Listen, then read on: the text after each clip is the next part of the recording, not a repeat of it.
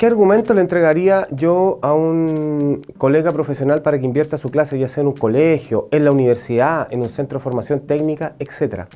El primer argumento es que los seres humanos ancestralmente hemos aprendido haciendo, aplicando, creando, innovando con relación a nuestros entornos. Entonces, imagínese usted que nuestros colegios no están haciendo eso, que es propio del ser humano, que es que aprendemos creando, innovando, aplicando aquello que podemos haber aprendido de manera visual, auditiva, con la transmisión, ¿cierto?, frontal de un profesor, como podemos ser nosotros o cualquiera que esté dentro de un aula. Entonces, la mejor forma que tiene el ser humano de aprender como especie es equivocándose, es cometiendo errores. Cuando yo no permito que eso ocurra al interior de un aula, lo que estoy yo haciendo es, de alguna manera, transformar al ser humano en algo que no es. Una botella de Coca-Cola, una botella de leche, en algo estandarizado. El ser humano no es una persona estandarizada, es distinta, aprende de manera distinta, pero en esencia tiene una cuestión que es muy parecida en todos nosotros, que hemos aprendido, y fíjense ustedes, si nos miramos cuando somos niños recién nacidos, aprendemos equivocándonos, aprendemos explorando, aprendemos creando. Al niño usted le pasa bloques, el niño crea, vota, etc.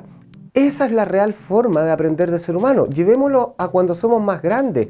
¿Cuántas veces no nos hemos equivocado, cierto, en cualquier cuestión y eso nos sirvió para aprender? ¿Cuál es el problema que tenemos hoy día entonces para poder aplicar esta mirada del aprendizaje al interior del aula que se denomina técnicamente aprendizaje invertido dentro de una clase taller?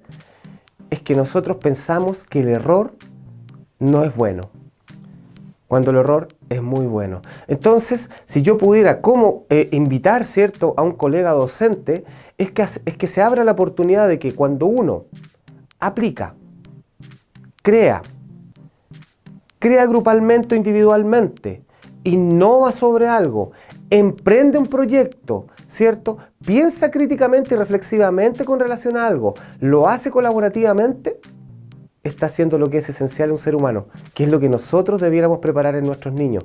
Porque el mundo de hoy, recordemos que a veces tenemos un problema en nuestro lenguaje. Nosotros hablamos de lo importante y lo central que los colegios preparen a nuestros niños para el siglo XXI. Estamos en el siglo XXI, estamos en el año 2016, entonces no hablemos en futuro, hablemos en presente. Nosotros hoy día tenemos el deber de formar a nuestros estudiantes, a nuestros aprendices que también somos nosotros, para el presente siglo XXI e incluso les explico lo siguiente, para el siglo XXII. Estamos en un siglo y vienen siglos totalmente distintos. Es necesario invertir nuestras prácticas, es necesario trabajar estas habilidades que yo acabo de decir en el aula. Son parte esencial de cómo el ser humano ha avanzado. Solo un ejemplo para finalizar. No estaríamos volando en aviones si los hermanos Wright, ¿cierto?, por ejemplo, no hubieran aplicado, creado, recreado, emprendido, mirado, observado el vuelo de los pájaros y hubieran dicho, lo podemos hacer. Pero los hermanos Wright crearon estos aviones, ¿cierto?, equivocándose 10, 15, 20 veces antes de que el primer avión pudiera volar un par de metros. Por eso es importante que el aula se transforme.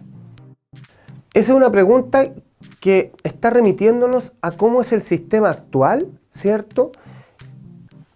Aparentemente desde una verdad, ¿cierto?, que es relativa.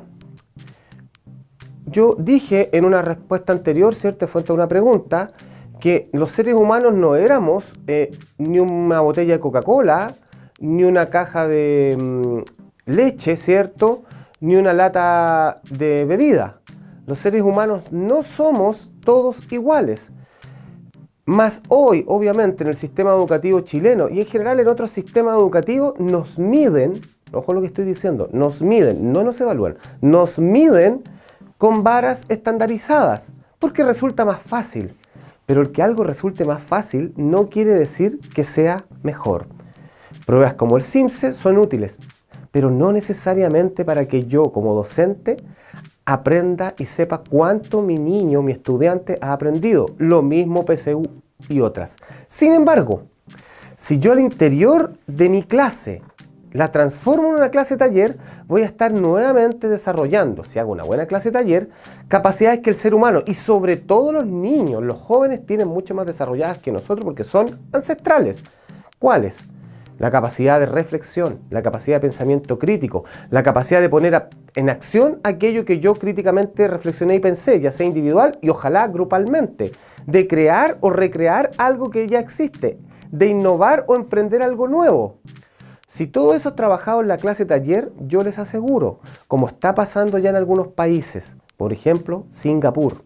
Solo un paréntesis, Singapur acaba de cambiar su currículum a un currículum que ellos denominan holístico, en donde van a desarrollar 3 grandes bloques de habilidades. Las habilidades cognitivas de orden superior, cuya habilidad superior es la creatividad, las habilidades intrapersonales, en las cuales hay muchas, voy a nombrar una muy central, la empatía y la asertividad, y las habilidades interpersonales, el trabajar en grupo, las habilidades de liderazgo distribuido. Singapur lo está haciendo, ¿y por qué? Porque se da cuenta que para seguir siendo un país que desarrolle capacidades en sus estudiantes, debemos transformar la clase taller. No pongamos como excusa para no desarrollar estas habilidades en nuestros niños el que existen sistemas de medición estandarizados. Yo haría el ejercicio al revés. Si yo formo a mis niños a través de una clase taller en habilidades como estas que acabo de nombrar, creatividad, innovación, liderazgo, metacognición, trabajo en equipo, etc., existe una alta probabilidad de lo siguiente, que frente a cualquier instrumento de medición estandarizado, a mis estudiantes les va a poder ir muy bien, o mejor, más o menos, o muy mal. Pero al que le va más o menos o muy mal va a tener la siguiente capacidad. Va a tener una habilidad que se llama la flexibilidad, la tolerancia y la adaptación. Les aseguro que a la segunda o la tercera vez, porque aprende de los errores, va a ser capaz de enfrentarse a una prueba de este estilo. Por lo tanto, va a tener asegurado probablemente y con toda certeza un futuro, ya sea como profesional universitario. Y para finalizar, fíjense lo que estoy diciendo en el año 2016, ya sea como profesional universitarios. En el futuro, muy pronto, van a haber nuevas profesiones, van a requerir de estas habilidades y no de una memoria netamente académica. Por eso lo haríamos.